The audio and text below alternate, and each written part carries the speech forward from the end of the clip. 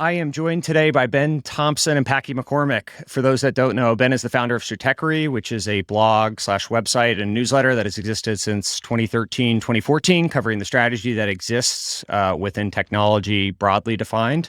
Packy McCormick has been on the podcast before. He's the founder of Not Boring, a longtime friend. Not Boring is also a blog and website, as well as a newsletter that started at the beginning of 2020 to cover technology and strategy as well. So I've given the context of my relationship with Packy before, but quick rehashing of that. We were friends in New York when we were 22 years old, and here we are a dozen years later, and we've both ended up in tech and doing some content-related stuff. Ben and I've just been a longtime reader of his. Ben, I went back and looked. I've been reading since November 2015, so not the earliest days, but definitely the early days. And your writing has shaped a lot of how I think about the tech industry at large. And so I wanted to pull the two of you together because somehow both of you have not spoken, although Packy, I know you've taken a lot of inspiration from Ben, and so I'm happy to be able to facilitate this and excited for where we're going to head. Awesome. Well, it's nice to meet both of you virtually, if not in person. And I'm feeling good. I'm feeling good. The Bucks just won. I might be feeling good because I was up very late enjoying the victory. But we'll roll the dice and see how it goes. Yeah, totally. I was going to say that Packy and I are right now. It's 10 p.m. Eastern time, and so if we were operating, otherwise we'd be exactly as quick as Ben and just as smart as him. No, I slowed myself down to your level. Don't worry, we're all on the same page here. Yeah, you should be listening to this on 1.5 to 1.8x to make us sound smarter. That's right. There's going to be some heavy audio engineering we're going to do on our side to make us sound far smarter than we are. But, no. Don't worry. We're all in a depressive state right now for various reasons. Yeah, exactly. Well, good. Well, so just to start off, we'll have you guys say something nice about the other one. So totally kidding. So I guess ostensibly. No, I'm happy to do that. It's cool we're talking about content and talking to Packy because I think one of the things that has been really interesting to me is, on one hand, obviously, it's super great to see people doing the model broadly that I'm doing, but it's actually cool because Packy's model is different than mine. And I know, Packy, you kind of did some subscriptions at the beginning and then you kind of went all free, or I don't know if you ever turned on the subscriptions or not, but to do like the sponsored approach, which I thought was very clever for a lot of reasons. One, it's good because you can just reach way more people, which is always a good thing. You know, that makes me jealous in a way. But two, I think it gives you a much better approach to covering things like startups because there's the problem with covering startups and new companies. It is a problem that I've always had with Stratechery. There's no public data. And if there's no public data, it's hard to know what to do or believe. And so you can kind of go in the opposite direction, say, hey, look, there's no public data. I'm looking to invest. Here's my investment thesis. I think it makes a ton of sense. You get a really strong alignment between what you write, your business model, and all that sort of stuff. And so I find what you do really impressive, not just because the writing is good, but also I love when businesses are kind of like fully aligned and you didn't just like mimic what I was doing, but actually sort of figured out a different way. So from my perspective, it's super cool. I'm not to sort of railroad or jump ahead in the conversation, but I've really admired what you've done for that reason alone. I mean, that means a ton. So as we were kind of talking about a little bit before this, I mean, Stratechery is the inspiration certainly for Not Boring. I think the first piece I wrote when I took this writing course, and you had to write something about somebody whose work you liked. I wrote The Best of Ben, and it was about how your work had impacted the stuff that I was doing at Breather, for better or worse, I guess, because the company ended up selling for $3 million. So thanks a lot. No, I mean, it was certainly an inspiration as I got in. I think in the beginning, I called the newsletter kind of Ben Thompson and Bill Simmons had a baby, you get Not Boring. But to your point, I think I realized early on, I was actually, I've always been fascinated in tech and strategy and all of that. And I've avoided it for a really long time because I was like, shit, Ben has this covered. There's nothing else to do here. And so when I decided to finally do it after kind of, writing around the edges for a year, there was a very intentional choice, not on the business model necessarily, but to say like, look, this guy is way smarter than me and this is his corner. I have to go full in on the memes and like all kind of this, more humorous and lighter approach. And I think a bunch of things kind of evolved just from that needing to counter position because there was no way that I could compete directly. Well, I think you're being a little generous here. I probably said that was fortunate to be early, but yeah, no, I think that gets to a broader point too, which is this space is very large, right? And one of the things that I realized very early on, because a lot of people were very skeptical. Because when I watched the pay version of Stratechery, this model didn't really exist. I mean, there'd been like there'd been newsletters on Wall Street and stuff like that. Like they literally like printed them out and mailed them to you, and you paid like they're still around. You pay like $25,000 or $30,000 a year for these. And this idea of sort of doing high volume, taking advantage of services like Stripe to sort of like serve a broad audience, it really rests on this idea that the internet is way bigger than you think it is. And you go back to 2013, and like there was widespread dismissal of, or 2014, I should say, of when I started offering for pay from in tech, and a lot of people like, hey, love that you're trying this, but man, I just I want you to really think about this. You should do whatever. And that I just wanted 1,000 subscribers, right? And so it's interesting how, of course that was wildly pessimistic, but I think it's pessimistic.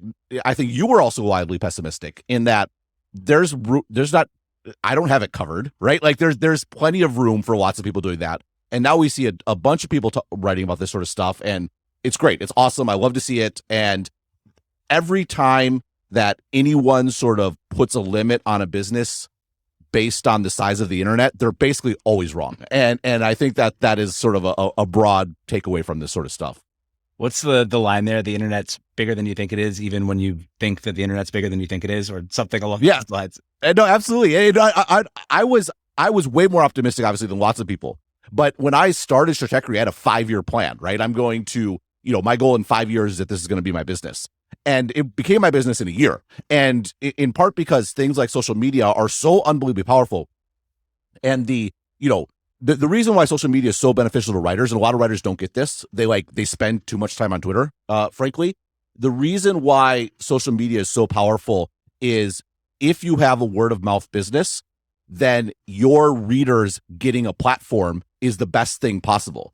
And so that's the power. The power of social media is what it enables your readers to do as far as sharing your stuff. It's not about you being on Twitter. Like if you have great stuff, say it for the newsletter, right? Like, and let your readers take care of your marketing for you. And that was the one where I didn't fully appreciate how powerful that was. Stratechery sort of took off and got a large audience in a way faster time than I realized. And that was the biggest reason why.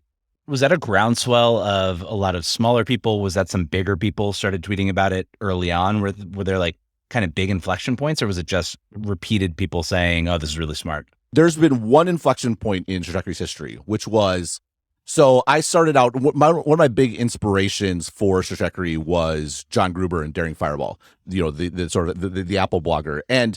But he had started, he actually doesn't get enough credit, I think, for some of his stuff he did, where he sort of invented the in-feed advertisement. And it was funny because he had this situation where he was charging for an S feed. So he was actually doing the subscription thing too. And then Google Reader came along, and Google didn't support authentication in RSS feeds. So he's like, well, I'll put ads in my RSS feed, and people are reading through, because he had all these little articles, right? So people read. One of them is an ad. And it's an engaging ad that you're reading, just like, obviously feed advertising became a huge thing, but this was back in the 2000s. And so I knew that wasn't going to work for me. Number one, I write long pieces. I don't write a bunch of short pieces. I experiment with that. I'm not that good at it. But number two, the advertising market was not in the place it was in the 2000s. Right. And so just that wasn't going to be an opportunity. And so I had to do, I planned to do the subscription thing, but anyhow, that's long and short. He was the inspiration. So I started Stratechery, and I'd been going at it about a month or 6 weeks or so. And I purposely did not reach out to him because I wanted there to be a lot of content on the site. And, instead of just like one article, I'm sure he gets a million sort of pitches or whatever. And I was actually in the hospital getting my appendix taken out. I can remember it very clearly. I had just gotten a CAT scan or whatever, and I was ready to go in. And I just had nothing to do. And I was listening to a podcast of him with someone else. And he was talking about, he'd been like an editor at the school newspaper and his background, et cetera, et cetera. And I'm like, hey, I had a similar background. Always wanted, wish I would have done it more out of college, but I'm doing it now. Here's my new site. You can check it out. Heard nothing back from him. And so then it was a few weeks later, and I got an email from him out of the blue saying like, hey, you misused this word. I think it was like jive, and there's 3 words that are very similar. And he's like, I screw this up all the time. He's like, I actually have like a text expander shortcut that fixes it for me. But he's like, this is the etymology of the words. Blah, blah. If you've ever read Gruber, that's very on brand for him, right? And that was all the email said. And so I'm like, oh, well, I think I'm going to get a link soon. And so Gruber has long articles, and then he has all these short links. I'm like, I'm going to get a short link. He's going to link to an article. It's going to be great. So I was sitting on Google on the analytics, waiting for the hit to come. He drops a piece. It's not a short link. It's actually an article. And he goes out. He's like, this is the best news site I've read in years. And he's like, you should read this article, this article, this article. And it's like 200 words of just like, of kissing my rear end. And then he gets to the end of it. And he's like, but for the first time, I disagree with Thompson. And then he spends like 1,000 words saying like I was wrong about something. But that I had 500 Twitter followers, and in 24 hours, it went 5 to 1,500, which, I mean, today doesn't sound like anything, but relatively speaking, it was a 300% increase. And that was that was sort of that opened me up to a bunch more people. Because a lot of people in tech read Gruber, and that was in the center of like when the iPhone was everything, and so he was like ground zero, and that was the one sort of leap that I had. And since then, it's just been sort of linear growth. I mean, I have 200 some thousand followers for it now, but there was no moment like that. That was sort of the big one that got me off the ground. So I loved on the story because he gets all the credit in the world. I now do a paid podcast with him called Dithering. And it made a big difference for sure. And Ben, you were pretty purposeful in the early days, right? Of this was going to be subscription, and this is how you're going to monetize, and that was like a very intentional thing that you thought this could be a scalable business, and you would be able to build around subscriptions and paid. Yeah, that was very much the plan. I mean, Stripe had just come. I mean, when did their product launch? 2011, I think. Yeah, and so I felt like there was an opportunity here to do the subscription model. I mean, you just do the math in your head, the whole like 1,000 true fans. That was sort of my goal and my thinking. And so it took the first couple weeks of Stratechery, I was sort of figuring out the model of like content, but then it'd be very clear. One, I'm definitely best at these long form pieces. Two, I'm not going to do too many. I want to do at most 2 a week. And because I had seen, I think around that time, Andrew Sullivan gets a lot of credit because he did a subscription offering, and it worked very well. The problem was his blog was like someone on Adderall, like, and it was like the combination of Adderall and advertising producing like he's putting out like 25 things a day, right? And he burned out. But also that was a model that worked well with advertising, right? You just put out a ton of content, people are always going there. The Gruber model would have made sense, I think, for Andrew in that regard. And so then he put up a paywall, and then the paywall is like, you were punishing your best customers. And it wasn't stringent enough for his casual customers. It was too stringent for his best customers, and just kind of left a bad taste in your mouth. He still grossed like $1 million a year his first year. Like like people pointed to it as a failure. It was a massive success. He just burned out. And so when I started and I saw that, I'm like, well, I want to be very intentional about my content, where when I launch the subscription product, I want it to be people are excited about it, where it's like you get more. So I really wanted to have that sense of getting more instead of me cutting you off. And so that was the idea. And then the metric that I was looking at was number of visitors to the homepage on days I didn't post. Because to me, that was people, they're typing in Stratechery into their browser, they're clicking a bookmark, hoping that I wrote that day. And they were disappointed. But in this case, it was a disappointment that I could alleviate. I could give them something in the future. So they were disappointed ahead of time, as opposed to like I drop a paywall, they're like disappointed after the fact. And so once this number got pretty large, that was sort of my goal. And then I would give them more. The way I gave them more was kind of a mess. I built this whole complicated website where I was going to do like Gruber style, like lots of links and short commentary. That was a disaster. Like the actual implementation was very poor, and I knew it. And so I tore it all out over a weekend and then said, no, I'm just going to email you if you want more. So I had the subscription model in mind, but I absolutely sort of backed into the email thing, delivering it via email. And it's so funny that people came along being like, oh, Ben invented email or paid email newsletters. I'm like, well, I invented the paid part, but I got very lucky on the newsletter part because it was sort of backing into it. And so yeah, that was that, but it was very intentional. And I think that being intentional up front helps a lot, particularly, again, I'm a big fan of sort of getting that alignment. And Packy, I think you actually understate your decision making, because when I was observing Not Boring, I think it was a similar thing, right? you spent that year, that little bit before you made it your job, sort of figuring out what worked for you, what the content was good for you. And then once you figure out the subject matter, then the business model that made sense. And again, that's where magic happens. Like when you have all the sort of pieces that make sense and they're all aligned.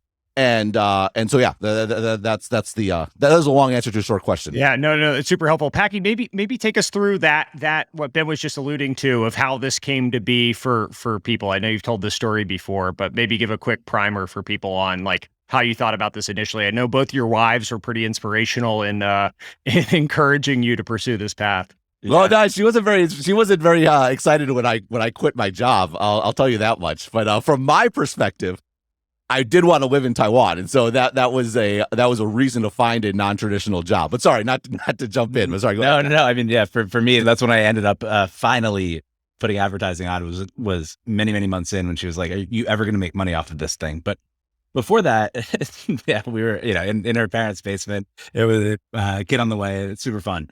But before that, to your point, I'd started exploring. I did a year while I was still working, where I was just doing kind of the links and occasional essays and all of that. Went full time at the beginning of COVID, started writing some essays, and the things that took off were like comparing, Schumpeter's Gale and Creative Destruction to the Mickey Mouse Club, or a Hey Arnold episode to like the oversupply of virtual events that people were throwing, and why like if there's this oversupply in both virtual events and oil, people don't want it, and price falls and the whole thing falls apart. And as I was writing those, I was starting to get a good reaction from people, but I couldn't picture anywhere in the world somebody going to their boss and saying, "Hey, I'm reading this newsletter called Not Boring. There's all these cartoons and memes and everything in it, and I need to put this on my corporate card and expense this. And so, now I can afford to pay $8 a month, $10 a month, whatever it ends up being, because my company is paying for it." And because of that, the original plan was to do subscription, but then I just kind of kept writing and kept pushing it off and got a little bit addicted just to continuing to grow.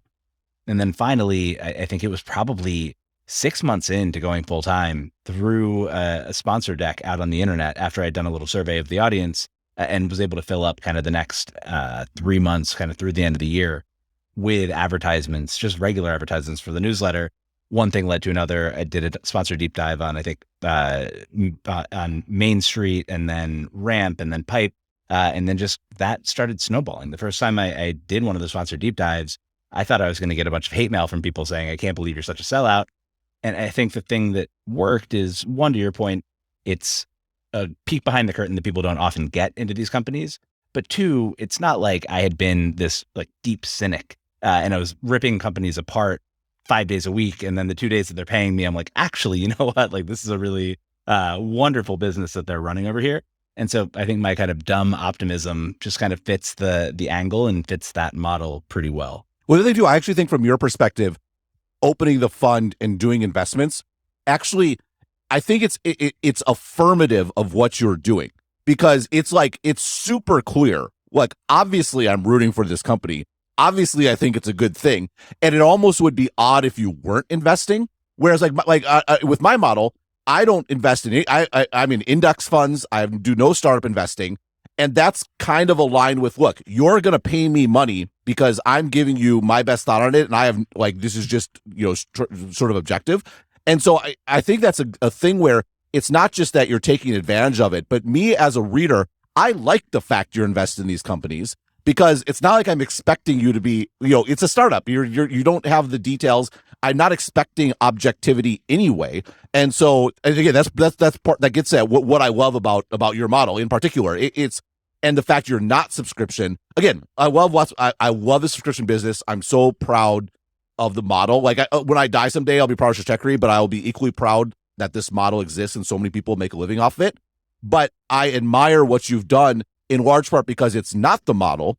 And also because, again, I just keep coming back to it. Like, if you can get that alignment between your business model and your audience expectations and what you're good at, like that's where magic happens for sure. I appreciate it. I mean, I think, yeah, the burden kind of shifts further up to what I choose to invest in and write about. And I'd actually say the writing about filter is even higher than the investing filter, because it has to pass both. Yeah, because then other people see it. Yeah, exactly. Other people see it. Is this a company both that I think is a good business, but also that like people are going to want to read? There's plenty of businesses that Logan might invest in that like just wouldn't make particularly compelling newsletter topics. And so, I think it does shape a little bit of it, but I'm making that decision kind of up front. And then from there, it's like, hey, I'm all in for this company. I'll point out where I think there's some challenges. Obviously, I don't want to just say that this is going to save the world, even though sometimes I do. But yeah, hopefully I've done a lot of the screening and vetting ahead of time so that once I dive in and write, I'm really saying like, here, this is why I got so excited about this business.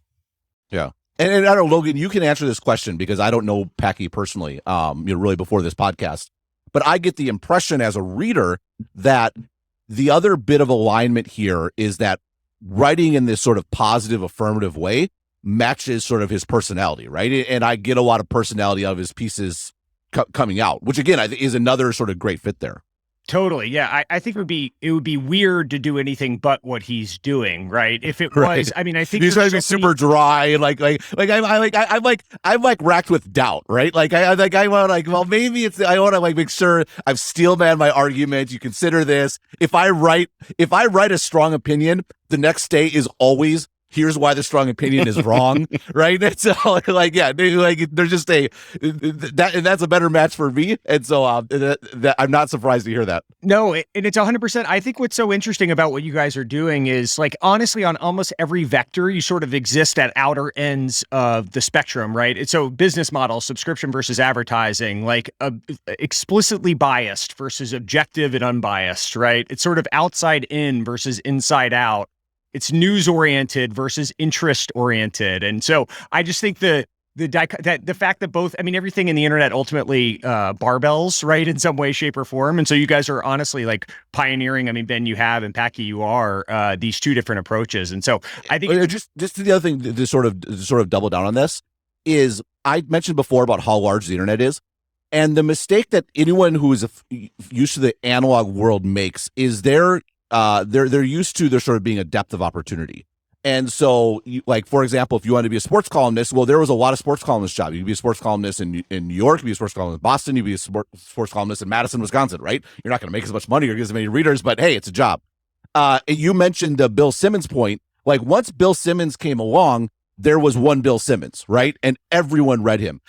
But the change in opportunity was there's a lot of people that tried to imitate Simmons, right? It could be the sort of the fan point of view, and I'm going to do news, and I'm going to do an email bag and stuff like that. And they were like painful to read because they weren't as good as Simmons. They're also so transparently trying to be Simmons. And it's like, why would I want to read a facsimile when the real thing is literally a click away? Well, with the opportunity of the internet, is a horizontal one. The key to success on the internet is not competing with the big fish. It's that you have the opportunity to create a pond anywhere you want to. And you can create that pond that's perfectly suited to your capabilities, right? And so, like, again, I think it's great for you to have me and Packy on here, Packy and I on here at the same time, because it's a perfect example. We're nominally covering the same thing, and yet no one in the world is ever going to, like, does anyone think of us as being competitors? No. Like, and why? Because Packy writes, Packy dominates the Packy pond. I dominate the Ben pond. And lots of other people dominate their ponds. And you see that not just on writing, but in the internet generally. Is the opportunity is a horizontal one. The internet provides an incredible amount of breadth where you can build a niche, again, because that audience is so large. And people that see the limitations of the opportunity, it's because they see, well, yeah, everyone's compete with Bill Simmons. How can you compete with Bill Simmons? Well, you can beat Bill Simmons by Zach Lowe comes along and he does all these video breakdowns. And it's like, oh my God, this is incredible. Like, I understand basketball to a degree that I never did previously. And now you have lots of, Lowe imitators, but now the thing about the Lowe model is, well, you can have that on a per team basis, right? What team does not want the guy who's breaking down videos about their specific team? And so that's a further defined pond. That's a new sort of approach to content that takes advantage of the internet. It's a combination of text and video, but it's defined by, it's a narrow niche.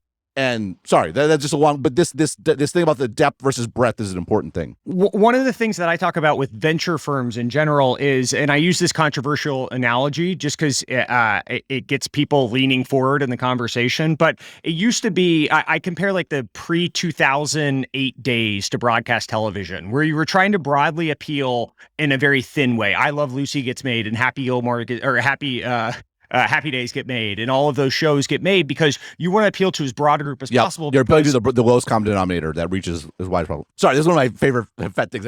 Well, like, the whole economy aligned to snap to broadcast TV. You had P&G making brands that appealed to the lowest common denominator or the broadest common denominator. You had big box retailers that then sold shelf space that would align with the P&G advertising and TV. You had people driving cars to the big box retailers, and all those industries, the car industry, the big box retail industry, the CPG industry, they ran ads on TV. It was this perfectly aligned model that entire segments of the society were predicated on there being 3 broadcast channels, and the degree to which that is the case is still underappreciated. People are like, why is TV still going on? Like, who watches TV anymore?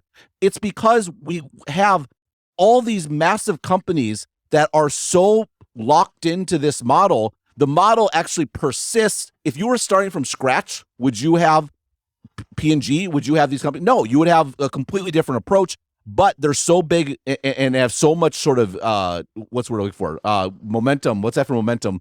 When you just keep going, inertia, that it actually leaves this structure in place for far longer. People have been predicting the death of TV for 25 years, still hasn't happened, and it's because you have all this sort of inertia behind it. No, and that's the analogy I'll draw to the venture industry as well. Is the broadcast television days were the days of, where you could just be broadly appealing to a narrow subset. And the analogy I use now in the venture world is like, we don't live in a ranked choice primary process, right? Jeb Bush loses, Donald Trump wins. It's better to be deeply appealing to a narrow subset than it is broadly appealing, but kind of milquetoast in that way. And so I think we're sort of seeing it in the venture industry as well. And it's true of, we're seeing these healthcare specific early stage funds getting started, or we're seeing Packy start with Not Boring and have all the distribution, right? Or we're seeing fintech only late stage funds that all their LPs are banks, right? And so if you're not going to be thought of for something, you're going to be thought of for nothing. And something that I think venture firms in general are sort of existentially thinking about, of like where we exist in this whole spectrum, right? And so it's true of broadcast television. I mean, it's true of CPG. I think everything's sort of going through this in some way, shape, or form, enabled by the internet. And yet at the same time, if you're still Sequoia, you have so much brand, like it's like Sequoia is like the P&G, right? And everyone knows who you are, and you still have and so you can coexist. But if you're a new venture fund, you shouldn't say, I'm going to be the next Sequoia. Like you're 50 years too late for that. 100%. And coming full circle, so that first piece that I wrote on some of your pieces, I had this big block quote, and I believe it was from the What Clayton Christensen Got Wrong piece. And the quote was, "Differentiation based on design, which, while it can't be measured, can certainly be felt by consumers who are both buyers and users. It's time for the theory to change." And I think, like, I don't know, obviously aggregation theory is what you're best known for, but on the internet, I think it's kind of aggregation theory number one, and then the point that you're making now around kind of differentiation number two. And if you're not differentiated, like I almost think you want differentiation at all costs, even if it means you're going to be worse, maybe even across the board. It's almost like a comparative advantage in economics, that even if you're worse across the board, as long as you're different, there's something better to that than just trying to be the same thing, even if you think you might be able to outcompete. You need to be willing to forgo stuff, right? Like I realized at some point that even though I was getting the startups is a great example, right? People, I just didn't cover startups basically at all unless they were late stage or there was like some clear interesting strategic implication where you didn't necessarily need to know the financials. But then something like Uber came along where there was a lot of interesting stuff there. And honestly, I would have been nice to have known the financials to a greater degree than I did, right? Especially because, in retrospect, a lot of the stuff that Uber put out publicly ended up being wrong, is a generous way, I think, way to put it. And so that was sort of a lesson where, look, they're like, oh, I wish, Ben, can you write about startups? Can you not write about XYZ? And it's like, I understand that you're bored about me writing these companies. And to an extent, like writing about write like Washington and politics. I got sick of that too, right? But there's an extent where at the end of the day, like there's someone has to write about Facebook and someone has to write about ATT and app tracking transparency. And that's kind of my thing. And if you're sick of hearing about it, go read Packy. And that's okay. You have to be okay with that, right? Look, that's my niche. I'm going to cover the hell out of it. And I have to be okay that means that some people are going to get tired of it or bored of it or whatever. And that, you go to Not Boring if you're bored. So then it all works out. I mean, I think And thinking like my model, the risk on mine is, had I been writing when Uber was in its heyday, there would have been a lot of glowing articles about Uber. And the test that I always put myself through, and I fail every time I run this through my head, is if Elizabeth Holmes had reached out to me, there's no way I wouldn't have written a glowing article on Theranos. Like, that's just so cool. Full blood test in a prick of blood. Like, that's amazing. That's revolutionary. And so that's the downside to my model. And, I think I'm going to get wrecked at some point here in a downturn or whatever else. There will be one or two companies that I've written glowingly about that end up not working out at the very best and maybe even worse at the very worst. And so that's just something that I need to be kind of comfortable with, I think, going into it. Yeah, I've very fortunately avoided the Theranos trap. But I think what you have to do, but I felt the same way when it blew up. Like, oh, thank God! Like, I'm glad I didn't get in that one.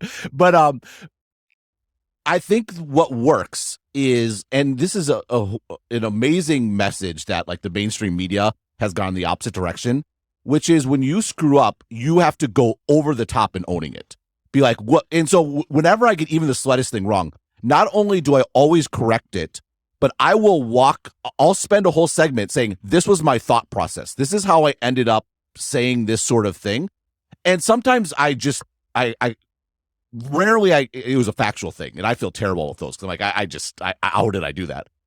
Usually it's like some sort of cognitive bias where it's like, look, obviously, if you have a model of the world, which is, the foundation of what you write, you're always susceptible to confirmation bias, where it's like, oh, look, here's an example that perfectly fits my model, right? And then you miss something on the other side. Sometimes you're just unlucky. Like, probably one of my worst things was WeWork. I was very optimistic on them, and I actually still am I think it was right. They just went too far, and if they had come along. I mean, I think they're actually doing decently now, right? Because COVID comes along, you have this whole sort of work from home. It's like the thesis was right, but the timing was wrong. It's like a startup, right? That could be the case with an article where you have like your thesis was actually right. The timing or circumstances were wrong. You're going to be right eventually. But in the meantime, it's very painful because like at the end, this is a Packy newsletter. It's a Ben newsletter. So I have to own it and that's the most important thing for a reputation is like, look, I own it. I'm sorry. I screwed up. I mean, WeWork would have gotten away with it too if it weren't for that damn S1. Like, they were so close. I mean, in the public markets would have crushed them and all of that, but they were so close to pulling off that IPO. I don't know. Without the self-dealing and all that, it seems like that's where they really soured, was on all the little bullshit around the edges. And I think the public markets actually would have been receptive. Well, the funny thing about my super positive article is in there, I said I would not invest in this company because of all this bullshit. And so it's funny. It's really funny because that article actually was it was mostly right. I was right on the model being really interesting. I was right in the long-term like trends favoring it. I was right to say don't invest in this company because there's all this bullshit going on. It was a weird thing where I screwed up in the tone. Like and part of it was, and this is always a danger. Everyone was so down on it, and like the temptation to be contrary and like get it right. And it's annoying because it failed for the exact reasons that I said, but I have to admit, I stuck those in, to be clear, and I wasn't like, just the tone was wrong. Like that is a weird one where I was wrong because of the tone, and I was wrong. I accept it, but accepting it is important. So. But this is where I think Packy benefits from being an optimist in some ways, is like when he gets more of a pass on it. Yeah. Well, if we're investing in a company and it has a 20% chance of success, you better have 5 or 6 of those, because you're going to look, even if your mental model is right on it, right? And you're saying, hey, 20% chance this is going to be Stripe. 80% of the time, you're going to look stupid. And so internalizing, when there's only one outcome, internalizing probabilities of things like that, like you gave all the caveats on the WeWork thing. And so cynicism always looks better in hindsight than the optimistic outcomes look. And so the ball goes further when you're right than 0 is when you're wrong. Right? Absolutely. Yeah. No, and from an investor perspective, no, I think that's spot on. And I think that's a really great point to make. And this is, I think, Packy, you don't need to worry about something blowing up, because I think anyone who reads you understands you're dealing with venture capital dynamics, which is most of these companies are should fail, right? And so, but if one hits it big, it makes up for all of them.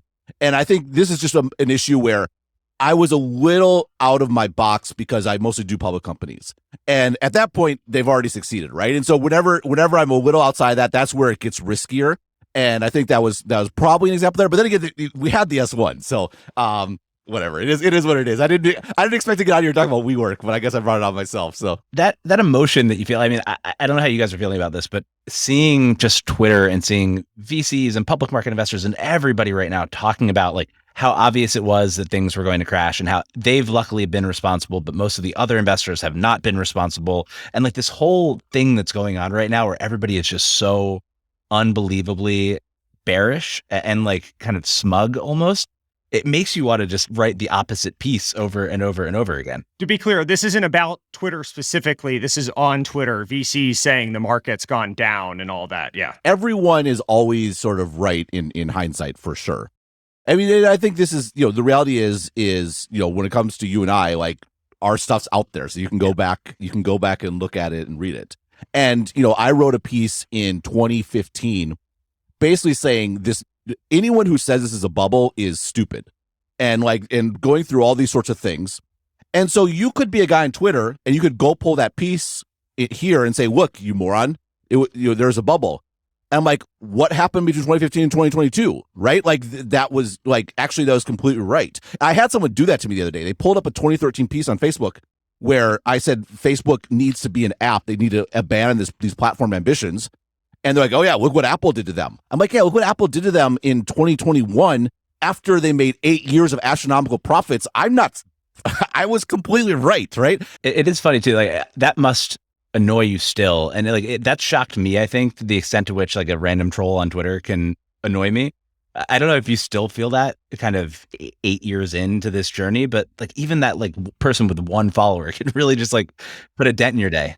It's one of the hardest things you have to learn to adjust to and it's a cliche, but it's definitely true. And you feel it a ton if you're a public figure, which is the people who rip on you and are down on you, you hear and feel it a million times more than all the compliments in the world. And so you do have to learn to, there's a couple things. Number one, I did learn pretty early on.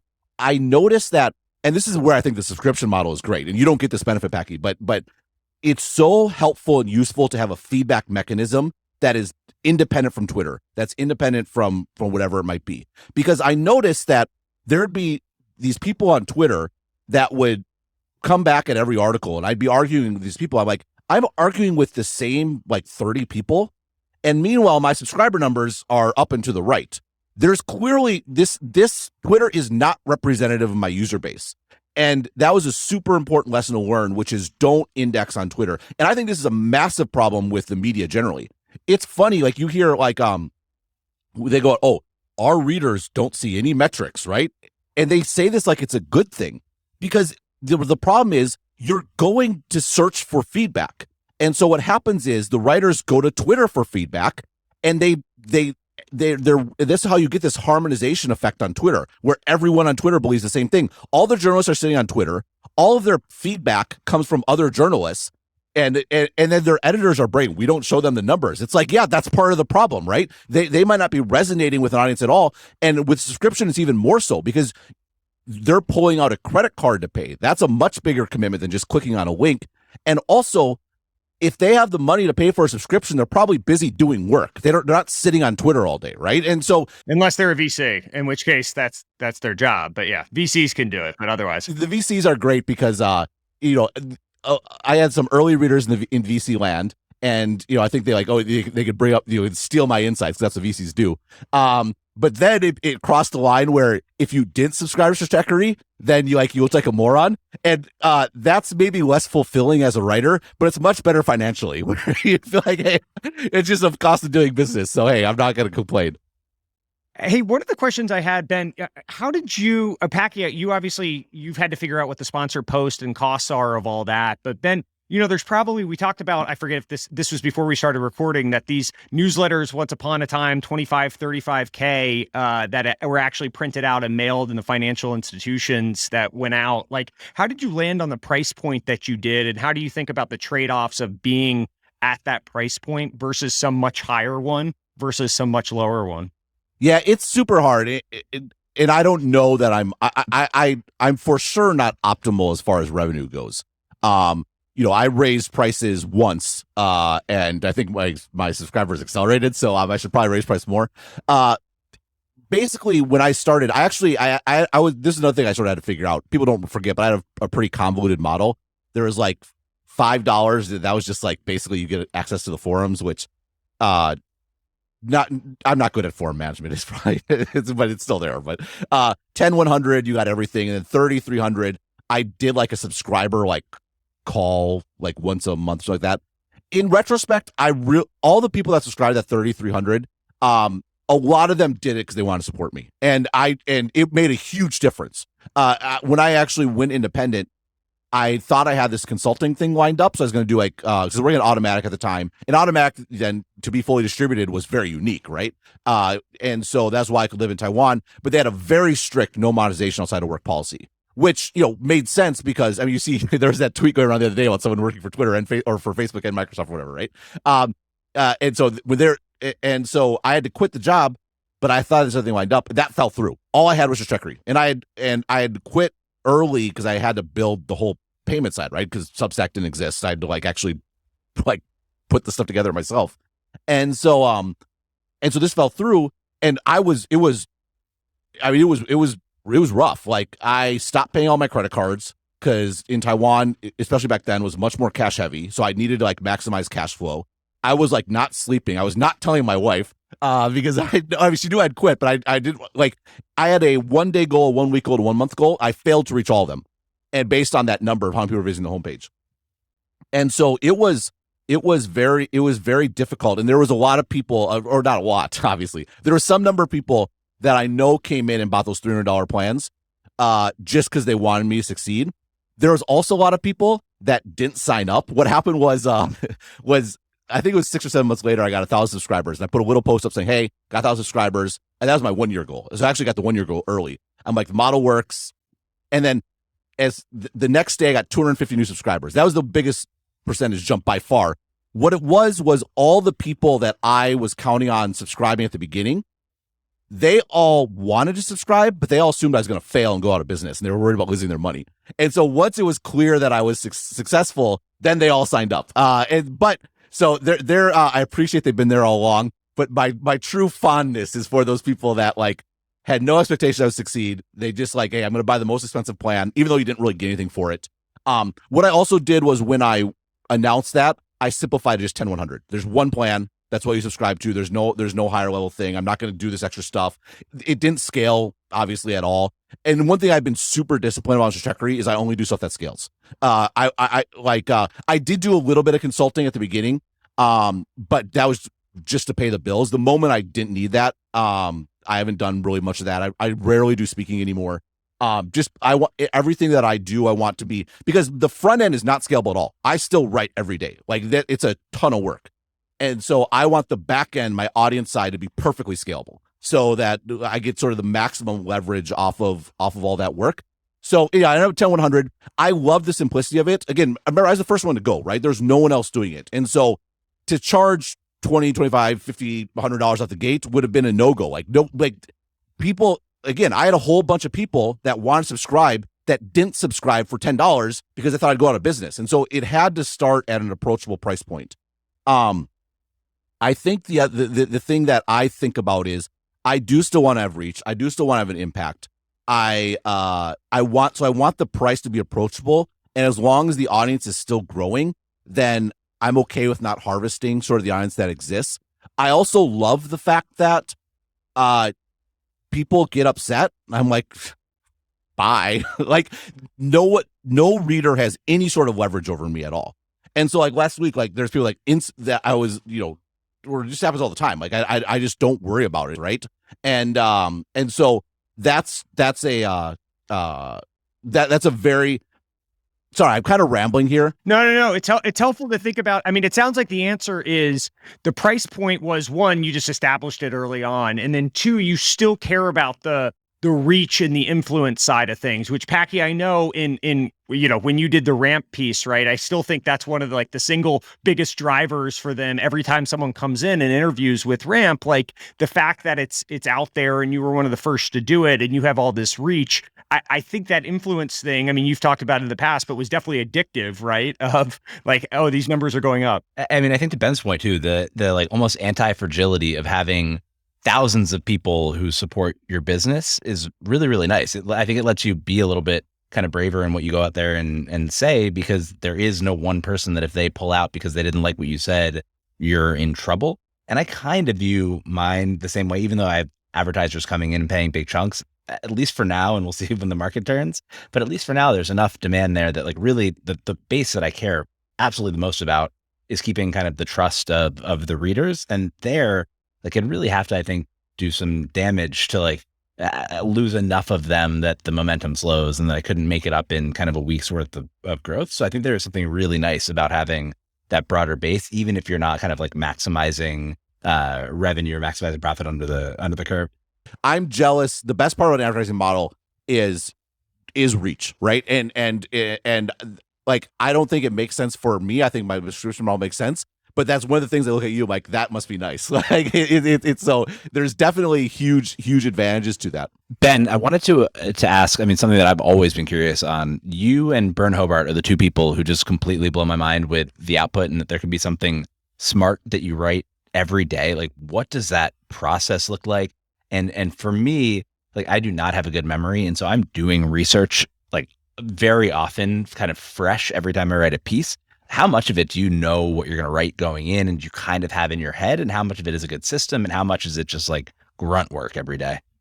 Yeah. Well, I mean, I feel lazy because when I started, because I remember I was doing 2 free pieces a week. So when I went pay, I was doing 2 free pieces and I added on five emails.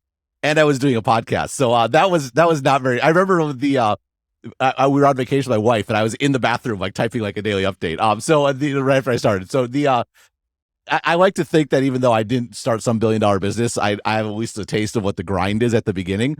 So now I just do a luxurious 4 a week, which is much better. But I think this actually goes back to, remember I made the point about confirmation bias before? I have a model of the world, the way the world works.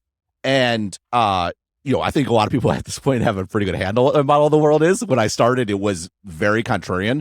Like when I started, it was all this idea that the internet is a decentralizing force, all these sort of things. And mine was the exact opposite. No, actually the internet is a centralizing force. And that has massive implications for all kinds of businesses. And so when you have a model of the world, at least from my perspective, so I read extremely quickly, I write very quickly, and I have an insane memory. So when I get facts wrong, it's because I'm memorizing. I bring up some fact from like 6 years ago, and I'm pretty sure I know it. And so I do need to be more disciplined and always checking like numbers on those hands. But that is definitely sort of a superpower as far as writing goes. And so I have this model of the world. It passes through the model, and particularly for a daily update, a lot of stuff it's very easy to explain. I can just churn out 800 words on it because it's pretty straightforward what's happening. There's a lot of stuff where there's a missing piece, and this is actually where you can get predictions. It's like there's something else going on here. There's something, there's XYZ. I would look for this to happen, whatever it might be. And then the third one is I'm wrong, or there's something I didn't think about, and that's sort of the genesis of the longer articles, like the big pieces, which is I'm now enhancing and extending my worldview.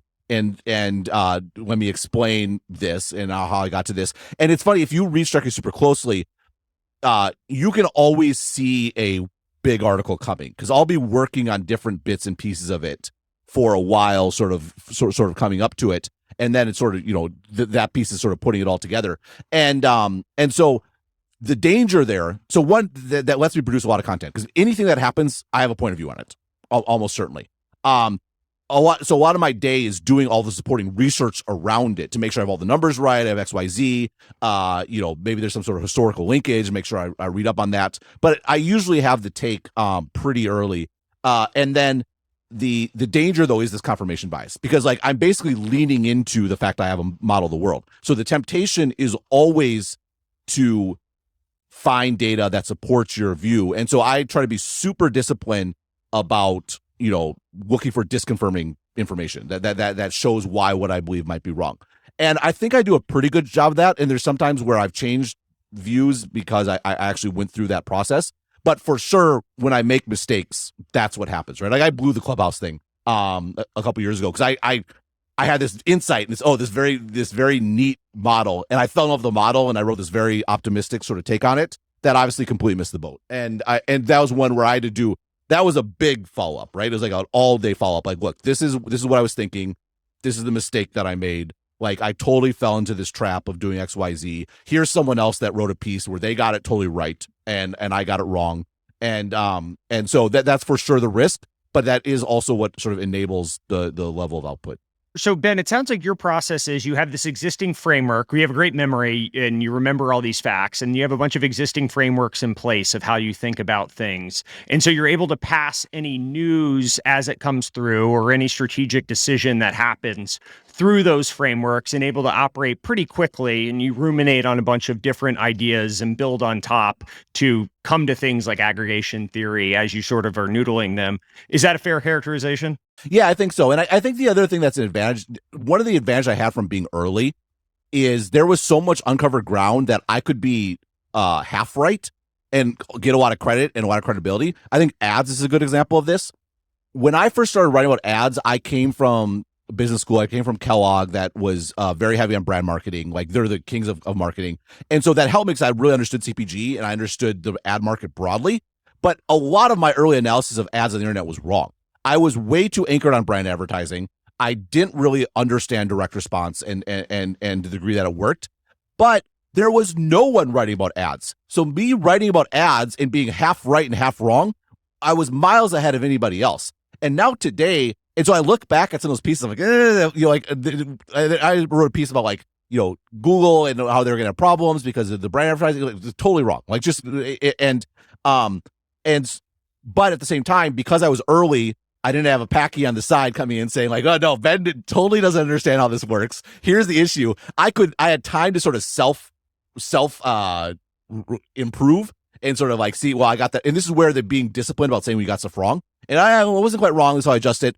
And now I feel like, it is funny. Like I spent my whole life preparing for ATT, right? Which is like the most boringest pitch ever. But, I just felt like when I'm writing about actually like that and the implication of what Apple's doing and how this will play out, I feel so much farther ahead than almost anybody else. There's one guy called Eric Seufert who's very, very good on this stuff, but he's coming from the ad perspective. But as far as like some of the strategic stuff, I'm just like, I'm so locked in on this. But that was the good fortune of I've been figuring out ads for 8 or 9 years. It had ATT come along in 2014, I would have written stupid shit about it, right? And so, Yeah. I'm sort of fortunate in that regard. Similarly, it's how I feel about memes and VCs. Now that other people are getting into it, I'm like, I've been way out in front of this and doing all the different stuff. So what is your process? Which is true. Yeah, it kind of is. But Packy, what is your process that you go through? Three media pioneers here. My process is again, I think this is another area where it's completely the exact opposite. I'm almost like a golden retriever coming in fresh to each new thing. Almost no memory. Like there's some things that I try to run things through, but my process is really, if I know what I'm writing about, then that's an advantage, and I'll just read and listen to and dig in as much as I possibly can. If I don't know what I'm writing about, then I'd sit there and kind of panic for a little while. But let's assume that I figure out what I'm writing about. It's dumping as much information in my head as possible, which is both a good thing and a bad thing. Because I'm learning about totally new industries. I need to kind of learn what the overall kind of thoughts that people have on the industry are and on that particular company might be. Soak all of that in. And then I sit and look at a blank page for like a very long time where I will really like try to get the intro right for like a day. And that will just be I can relate to that. Like, a lot of this is totally different, but that's the hardest part by far. Right? Once you get that, you're off, but that takes hours. Once you get that, you're golden. But it's really like, what is the hook? And like, what am I trying to say here? That's not just like, this company is very cool. Like, what is this company like? And what's something that's kind of approachable that people might be able to relate to, that will help them understand this company, or like what goes right in the world if this company gets it right. And that takes forever. Like literally last weekend, I was writing about Cello, this blockchain that I was super excited about, and like kind of knew all the different facts and all the different things that I wanted to say. And I just could not get that angle right for days. It was 2 full days of deleting and starting over and deleting, and then like taking a section and moving it later in the piece and just like tricking myself to get out of the way. And then to Ben's point, like once I get that part right, then it's a matter of just kind of it flows, and it'll normally be a panicked kind of Sunday of just writing the rest of the piece. Then I have my brother Dan edit it, and then we make all the graphics and make the title image and get it sent out kind of come hell or high water 8:55 a.m. on Monday. But it is a lot of kind of just knowledge ingestion and then panic until I figure out what's right. The other tough part is I think because I am pulling so much information in that's fresh, there's like a little bit of just like sadness whenever there's a piece of information that I know exists out there that other people might like. I'm like, oh man, they're going to know that I didn't cite this like old study that said blah, blah, blah, that like fits perfectly here. Whereas obviously nobody cares or knows that that thing exists or would have related it. But everything that I leave on the cutting room floor is definitely like, killing a baby in my head a little bit. I can relate to a lot of that. On the other hand, I think this is a great example of where we have alignment with our models, right? Where especially when it comes like this, the startup stuff or the Web3 stuff, like people want to learn. And so we get to like go along with Packy's learning process, right? The whole idea of a new space is we don't want the old models. We want sort of like a freshness and view. And so I think it's great hearing you talk through that, your process and how your thinking is different than mine, because it actually sort of makes the broader point, which is you want all this stuff to sort of work in a similar, to be aligned. I mean, I appreciate. There's also it's very funny. I mean, I think the great bifurcation is one of the best things that I've read on Web3, and I think the thing that you do where like you are completely kind of objective and you are analyzing and you are being cynical like on some things. When you make a point that is not like completely anti Web3, there's some like real kind of gravitas to that. Whereas, for me, I'm investing in things, I'm writing about things, I've kind of like put a stake in the ground that I'm into this. And then you come out and kind of say like, look, we have this online life and this physical life. And of course you want new kind of models for this digital life where you have your whole kind of digital person and your digital things and all. And like, of course you want that.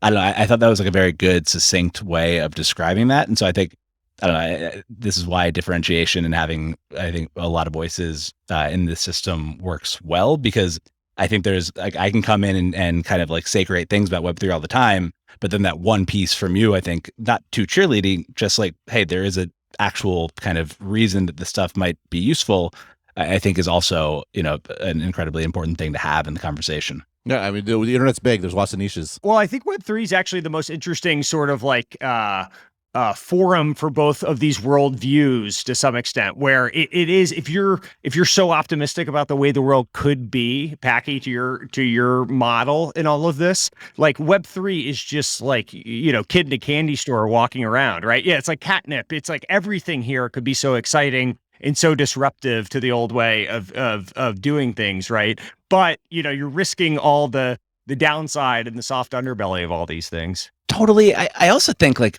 I don't know, I've probably maybe like, there's been a couple of cases like when Scott Galloway wrote something anti-Web3 and I had to like jump down his throat on Web3 side just because I thought he made like a bunch of like moderately dishonest points in there, or like, just kind of stretch facts a little bit to make his point and to kind of rile up his base. And so like, I probably cheerleaded too much for Web3 in that case. And a lot of other ones, like really my take is that this is a new set of tools that people have. I don't think that it completely replaces every other business and that we're going to see a Web3 Facebook and a Web3 Twitter and a Web3 LinkedIn and Web3. I don't actually think we'll probably see skeuomorphic versions of any of those. And I think like whatever the next kind of like Web3 social network might be will look a hell of a lot different than any of the social networks that we have today. I kind of subscribe to the Eugene Wei status as a service theory there. And so a lot of the work that I've tried to do, particularly early on in the Web3 stuff, is saying like, hey, I know that we all think this is kind of weird, but look, like there's something called a value chain, and what happens when you take out the middleman and like how might you coordinate those things? I mean, I think Ben's point that aggregation theory still applies. I mean, it's the internet, and demand is a really, really important thing. And whoever controls demand controls the universe. Like, all that stuff still applies. It's just, does this new toolkit give you areas to enhance those things in certain places? But I really don't love anti the old thing positioning as much as I love, this is the other thing that this new thing might enable positioning. Yeah, I think that's a really good point. I think where a lot of the Web3 advocates, and you see, this isn't a Web3 thing. This is every new thing that comes along is there. And I think people, you go back to the very early days of tech, and people are stuck in this mind frame from like the 80s and 90s where we were just figuring this stuff out. And so companies would come along and would disappear because a better version of that company came along, right? And you had to have a shakeout to see who's going to win PCs or who's going to win XYZ. And people think that tech's still like that, and it's not. What happens is we keep moving up the stack, and all the stuff that's foundational is not changing, right? Like Microsoft still dominates PCs. Microsoft phones are something that came in addition to PCs. Now, it was a bit of disruption that phones became the most important device in your life, and the PC became a satellite, but PCs didn't go away. And you see this all over the place where everything that's there is going to keep being there, and there's going to be stuff on top. And whenever you're talking about replacement, you're almost always wrong. And I think this happens a lot in Web3, where people talk about you're going to replace stuff, because it's not just that you have the inertia stuff and all that. It's that whatever came along is perfectly suited to that moment in time, right? P&G was perfectly suited to a big box retail world, and you're not going to disrupt that. If you're going to beat it, it's because you have something new that's suited to the new world, and you're going to succeed at that, right? I think advertising is one of my favorite examples where when web advertising came along, they just put ads next to the content because that's what you did in newspapers, right? And then everyone talked about, the web monetizes so terribly. It's and so what happened was the transformation was having feed advertising, where you had an endless supply of content, and then you put in ads in the middle of that content, and just as you're choosing the best content for the person, you're also choosing the best ad for that person. And that was something you could not do in the analog world. That was uniquely enabled by digital and by the internet, and that's always going to be the quality of something that succeeds. Any Web3 project that is just doing a Web2 job, but with a blockchain, is going to fail without question, because all this Web2 stuff is optimized for years to be really good, right? It's hard to get database performance for whether I did this thing for Stratechery, I'm building this new backend. We went silent for 6 months. We had to completely rework our database because and this is for a relatively small audience, right? You're not, if I'm on a blockchain, no, there's no way. And so you have to think through what is actually only possible with this technology. That's where the opportunity is. Replacement, there's no opportunity there. You're fighting inertia, and you have worse tech. You need to find something that's actually better, and that's where there's going to be opportunity. I have one coming out tomorrow morning that I co-wrote with Alex Stanko on what Shopify is doing in the space. And I thought the answer was going to be Shopify is making it really easy to sell NFTs because that's what you do on Shopify. You sell stuff. And of course, that's not the answer. Alex and Toby and all of them are smarter than what I think about for 30 seconds a day. And the big push that they're making is trying to make Shopify and kind of everything that builds on top of Shopify wallet aware. And so they're calling it, token gated commerce. But what shows up and what you have access to and how collabs work and all that stuff when you can show up to a site with your whole inventory of things that represent you and that you care about. And so I think that kind of stuff is really interesting, and how Shopify does there, I think will set a tone, and that's a Web2 company, but I think their impact here will be really big in terms of just putting resources and scale behind what can happen when people show up with an inventory of all their things to every website they go to. Yeah, and I'm very optimistic on things that are, and this is an example of it, that are 99.99% Web 2 with this one specific layer that's only possible with sort of Web 3. And I think the Shopify, that's actually a perfect example. I ran an interview with Adam Mosseri a couple weeks ago about how Instagram's thinking about this. And it was great because that was actually a pitch for the way I'm thinking about it, which is from a creator perspective, I have this audience, and I want this audience to get access to things around around the internet, and traditionally you would do a business development deal, right? But we just talked about on this podcast that the opportunity on the internet is broad, it's not deep. And you can't do business development deals with every possible opportunity on the internet. So wouldn't it be great if they had an identity that they could carry around that shows they're a Stratechery subscriber? Boy, what's out there that is not doing computation, is not, all it is just a ledger of do they have access to this or not? Boy, it would be great if someone invented that, right? And suddenly, oh wait, that's exactly only a blockchain can solve that. Only a blockchain can be accessible to every single possible service on the internet without a business development deal, and can be accessible.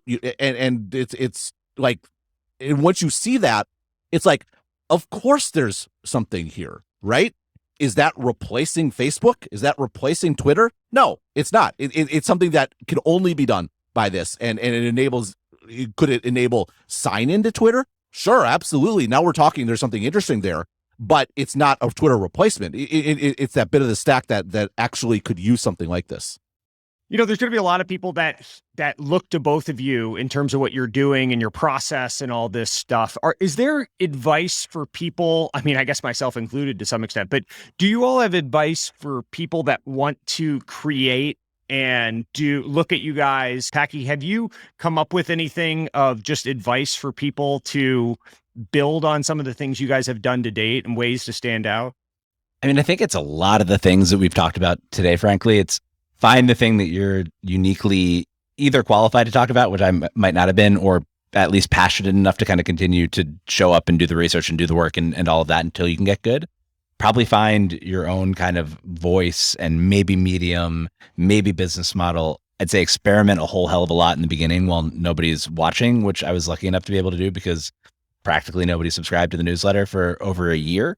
And then like, if you can stick with it for over a year without making any money on the thing and you still show up every week and do it and you love doing it that much, I think there's probably something there. But I don't know.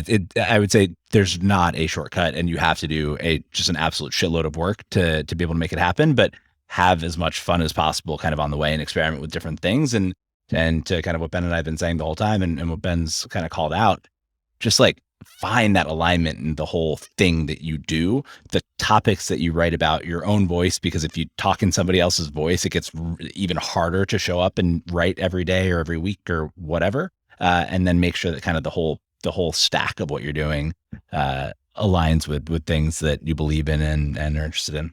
I agree with all those points. I think the most important bit is the bit about making your own pond. Like you that's the opportunity. Like, I think, for example, there should be a daily newsletter about every single major tech company. Like, there should be a daily Amazon newsletter. There is a daily Apple one. There should be one about Google. There's little stuff that happens that is actually pretty impactful. And I have an outline where I just put links in of stuff that happens. I have tons of stuff and I try to pull it all in. Once I'm writing about Facebook, let me pull in a bunch of stuff that has been building up, or Amazon, or whatever it might be. I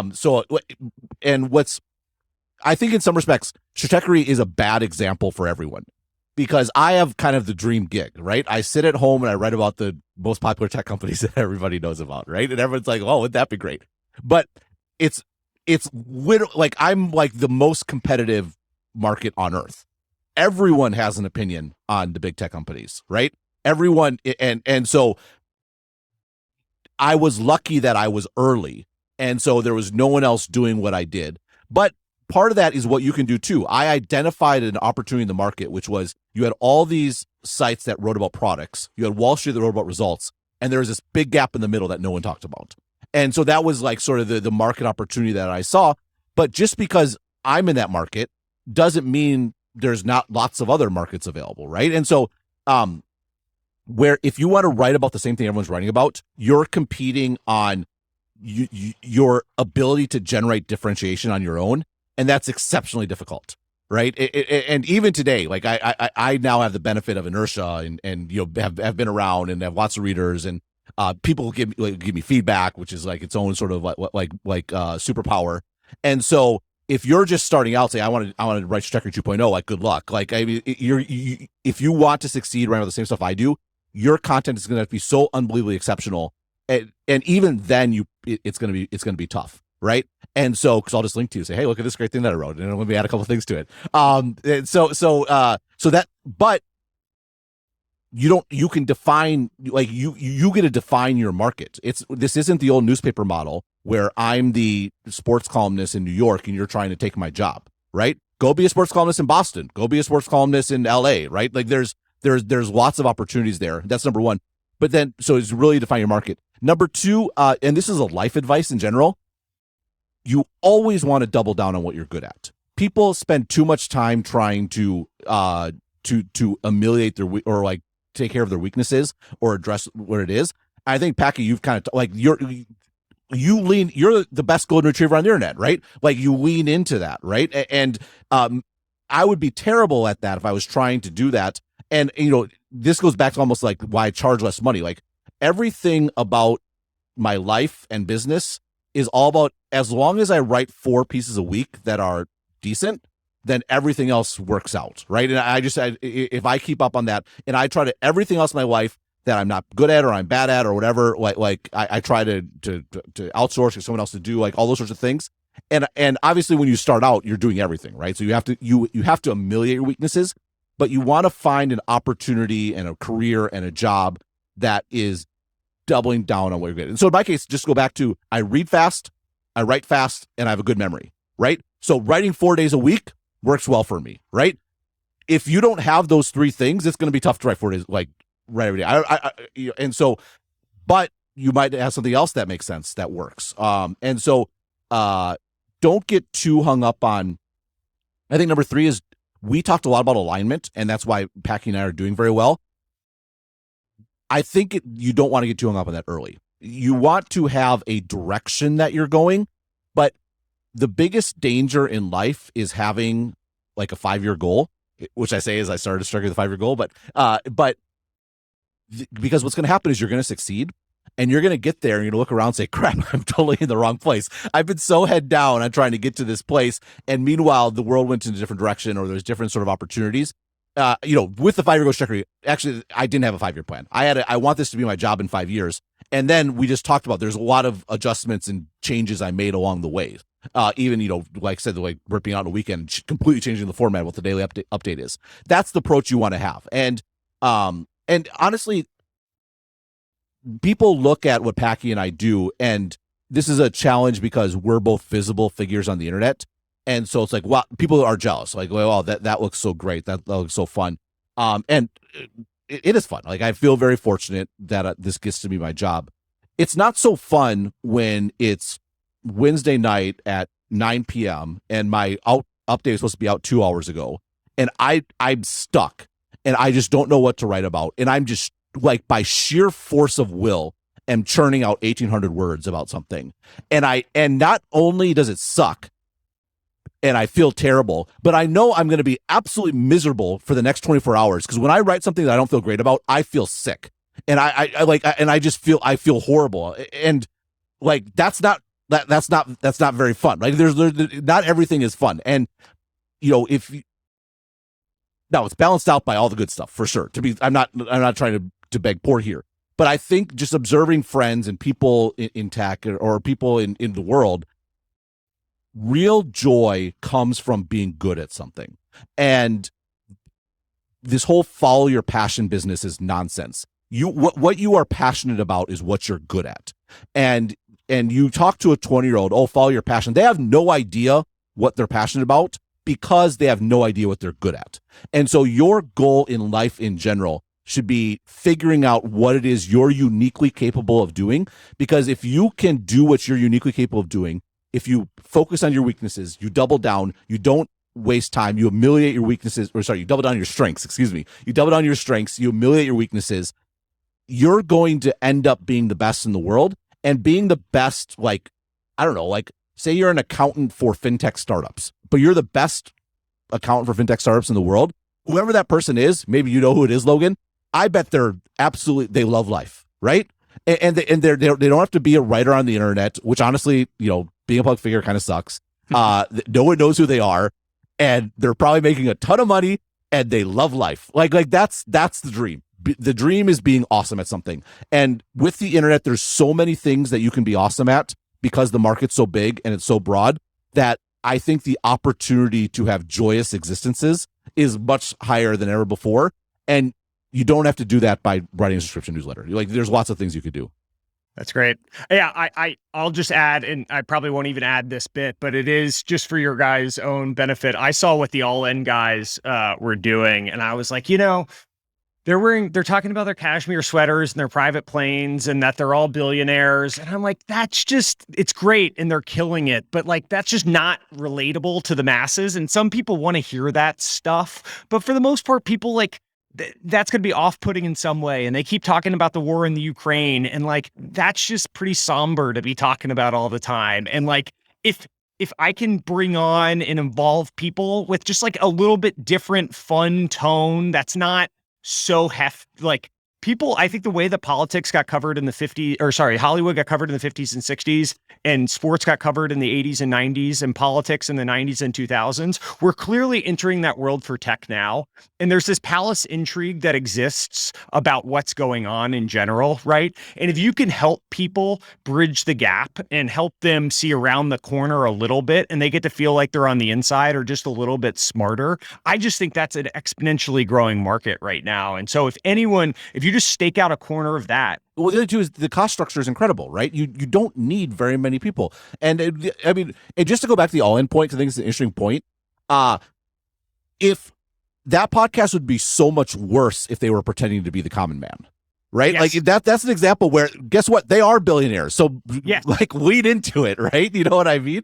So you got to make your point in a different way. Well, and you've been playing this character on Twitter for a very long time that I think makes you the right person to host the kind of thing that you're talking about. So I think, what's interesting is you, one of the reasons I wanted to do this is because the character you are, Twitter is a interesting form factor because, Ben has to have not tech Ben, and he has Ben Thompson, the tech account. Which I need to go back and review some of my tweets from last night. Because like I said, the implication of me not being with it this morning is if I ever get canceled, it's for sure because of some NBA playoffs being on at 3 a.m. my time and me doing something regretful. Mine will be for paying college football players to go to the University of Tennessee. But yeah, no, it's one of these things that like you're not enabled. Twitter's as a medium, you're force feeding people all of your posts, right? And so the ways to grow in general are to stay narrow and have people show up and know what they're showing up for, right? And at the end of the day, you don't get to be a three-dimensional person if you want to refine the interest graph. And because people are tied to followers and not interests are tied to followers, you're force-feeding people your entirety of the personality. And so I would need to almost fork my Tennessee football stuff from my tech stuff in the way that Ben did it. And one of the things I felt was I was becoming too much of a character, right? And I've had to sort of evolve from it a little bit because I felt myself falling victim to the trap where I have enough followers, right? I have almost 50,000 followers. That's enough, right? And I'm sure it's great to have Packy 116 and Ben. Yeah, I was going to say, I don't know if I thought the same thing at 50, but. Yeah, exactly. It's a myopic viewpoint. No, I'll go the opposite direction. I have 200,000 some and it sucks. No, I'm kidding. It was so much more fun at 50. Yeah, totally. I actually had the most fun at like 8, right? The climb, and it's one of these things, Ben, I'm sure you appreciate this with the Milwaukee Bucks. Like the climb is so much more fun than like the defending the title, right? And I'm sure defending the title and having it is the consummate like fun, but I'm seeing this with Tennessee football right now where like, I just really hope we're finally on level playing field and like we're getting back to where we were in the 90s, right? But like this whole momentum and the process of it, and this sort of goes to, you can't look at, I'm sure at some point you guys recognize that you were at the end and everyone admires you for where you've gotten, right? But like, it's not like you feel as a different person now that you got there. You've succeeded and you're the same person. You have all the same insecurities and successes and whatever, relationships with people and all that stuff. And so if you're not appreciating the inputs on the journey, you're going to be miserable when you think you get to where you're going ultimately, right? No, absolutely. And like one of the things I'm working on now is like, I might actually be launching a new podcast soon. And part of that is like, if you're I don't want to get stuck just doing the same thing, right? Like you want to. Stratechery succeeded beyond my wildest dreams and imaginations. And there's also the fact that aggregation theory was totally right and it all came true. And I wrote an article, I think a couple weeks after I wrote aggregation theory originally, saying like, look, the long-term outcome of this is a bunch of antitrust cases. And then the antitrust cases showed up. I was like, and then I was writing about it, like, this sucks. I don't actually want to write. And so from a materiality standpoint, anything you write about ATT and antitrust is so much more important than talking to startup CEOs and interviewing them from a pure materiality on the world standpoint. But it fucking sucks. It's boring. Like it's mind numbing. But to that point, I'm like, I step back from it. I'm like, look, if big stuff happens, I'm going to cover it, but like, I can't do this every day. And that's where I was sort of like, well, I want to think about, this new podcast. I'm building this service for Stratechery, and I think to your point, yeah, you like the journey. Like I wasn't like I wanted to get on a new journey, right? Because I don't know. I agree with you completely. You got to embrace the journey. No, and it's one of these things that now I got to the Twitter, like I've had some level of Twitter success, but ultimately, and so I was like, I'll try this, right? And you know what? It's fucking hard. It really, like, you guys know this, it's a grind, right? And people say mean shit. And I was able to hide behind a little avatar and be snarky and never serious, right? And now I'm totally exposed and people say mean stuff. And I'm like, what the fuck? Where is that coming from, right? Like my favorite, because we had not spoken for maybe like a couple of years, kind of before I got back into this world. Before you were going to benefit me in some way. And before I was going to benefit you in some way, and I will spit up my drink. Jeez. So I started writing, and Logan was reading it, and so then I guess I broke. Maybe I said something funny, so I broke into the inner circle, and Logan would a couple of times send me drafts of tweets that he was going to send and be like, what do you think here? Can I get feedback? And so I was like, holy shit. It seems like just pure shit posting, but he's working over here. So there is that whole thing behind the curtain.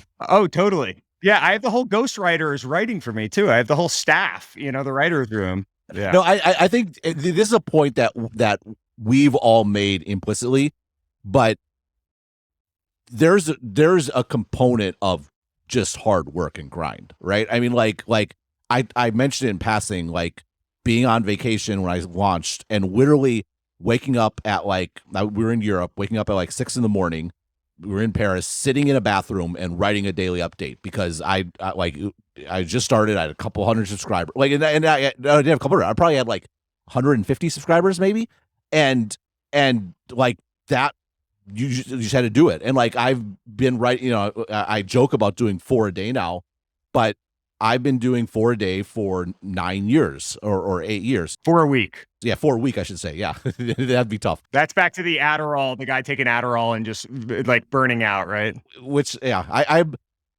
is not my thing. And I think that there's just an aspect of grind and discipline. And a challenge is you can grind to nowhere. So you definitely want to have feedback loops so you're going in the right direction. But there's a point, particularly if you want to be in the content game, you're going to produce a lot of content with very few readers, and that's going to wash a lot of people out. I did the math at one point early in that period where I had 300 subscribers and how much time I was spending, and I was like, damn, the amount of time I'm spending per free reader is just a pathetic amount of time. I'm spending 8 minutes or something for every one of the free readers on my newsletter. Not just that, but I swear I used up all my best content. I want to generate new insights now. What's up with that? It's I always think about Nas, spending his entire life writing his first album, and then 1 year later he has to come up with another one. It's shit. That was 19 years of my life, and now I have to come up with another album. Yeah, Jay-Z told me about that. Yeah, exactly. So, wait, Ben, one last thing, I guess, before we hop, you had said something about the John Gruber thing you had said earlier about making sure you actually had a breadth of content before you started publishing a little bit.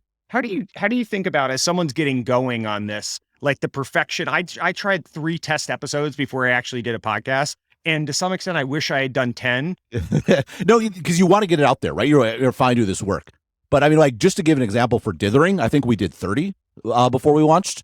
And a big thing on the internet is the most important article people will read is the second article on your site, because like lots of people come up with one great article, right? But then you read that article and you click around, you're like, oh wow, that was also really good. Or in one thing I was like, Stratechery had started, I thought a lot about branding. People like I joke about the name, but it's a memorable name, and it has the orange, and I had a custom font, which was rare back then. I had those hand drawn images, and the reason was because I wanted people to show up and say, wow, that was a good article. Then they would show up weeks or months later, and there'd be a sense of familiarity. I've been here before. And because it's that second article where it's like, damn, like you don't see that often, where you get sort of the second article that's really good. And so I think just and this speaks to the, you don't have to be, I think frequency is it's both overrated and underrated. I think particularly when you're starting, it's very overrated. No, like your 100 subscribers are not, who cares if they show up every day, right? Especially with email or even Twitter, you have a way to connect with them. And so you should really take the time. I don't know. And I'm kind of disagreeing with myself. You need to iterate. You need to be regular, because you need to figure it out. You need to figure out what your voice is, what your topic is, etc. At the same time, you don't need to copy my 4 days a week sort of schedule, right? Like I have a lot of subscribers now that are paying for that. And so I have to live up to that. But when you start, I think Packy just said that you can sort of figure that out, and you should take advantage of that. Now, I do think once you're established, I think the regularity is extremely underrated. It's a huge Stratechery point of differentiation. Is people will tell you, this is where I think revealed preference and stated preference is different. People say, oh, I don't worry about doing every day. I just want you to do a good job. And I think actually, no, like they have a habit. They read it the same day every time. It's always there. They don't think about it. Like 75% of our subscribers are annual subscribers instead of monthly. So like I just have this base where I am a habitual part of their life. And from a business perspective, that's exactly where you want to be. Like you're not earning an audience with sort of everything you write, but I'm 9 years in. Like you don't need to be doing that at the beginning. And so you have a what is it? One chance to make a first impression on the internet is not quite right. You have one chance to make a second impression. And that's the part that is actually really important. Yeah. Packy, what do you say about that? Yeah, I mean, I think I agree there. I was consistent kind of the whole time. I would just do kind of like a weekly something, but it could have been a bunch of links. And like, there was a period in my life where I went to the gym every day for, when I was in much, much better shape when I was younger. But some days it would be, I'd run to the gym, I'd do a pull up, and I would leave. And it was just to kind of like make sure that I didn't break that streak.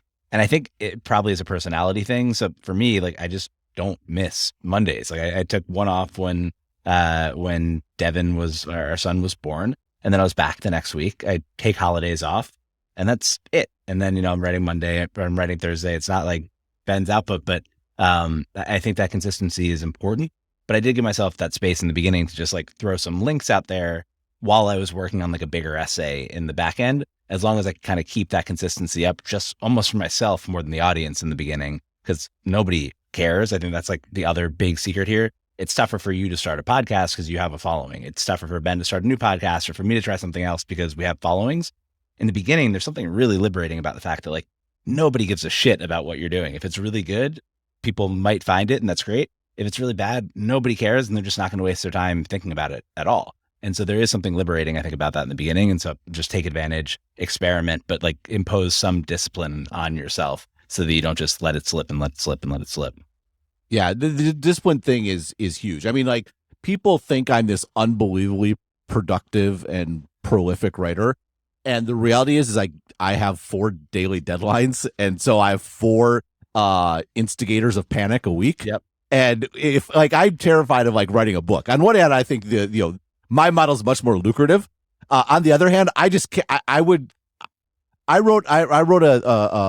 my thesis paper when I was like a senior in college. I wrote the whole thing in like a 48-hour span, like the middle of finals week. I mean, I'd done all the research, I had all the pieces, and I had it all in my head. But like, I'm just not the sort of person that's gonna like, I'm gonna sit down and do 10 pages of my book today. So there's little hacks you can do for sure. But I think just to emphasize Packy's point, it doesn't have to be 4 days a week, but there is some value in if you can get some sort of deadline on yourself, even if it's an artificial one. And just because the other advantage that I have is I've been doing this. I know how to write a daily update, right? Like I can sit down, and there's some days I'm busy, I have stuff going on, and I can churn something out. And is it my best possible piece? No, but it's pretty good. And that's just a competitive advantage. But that only comes with sort of time.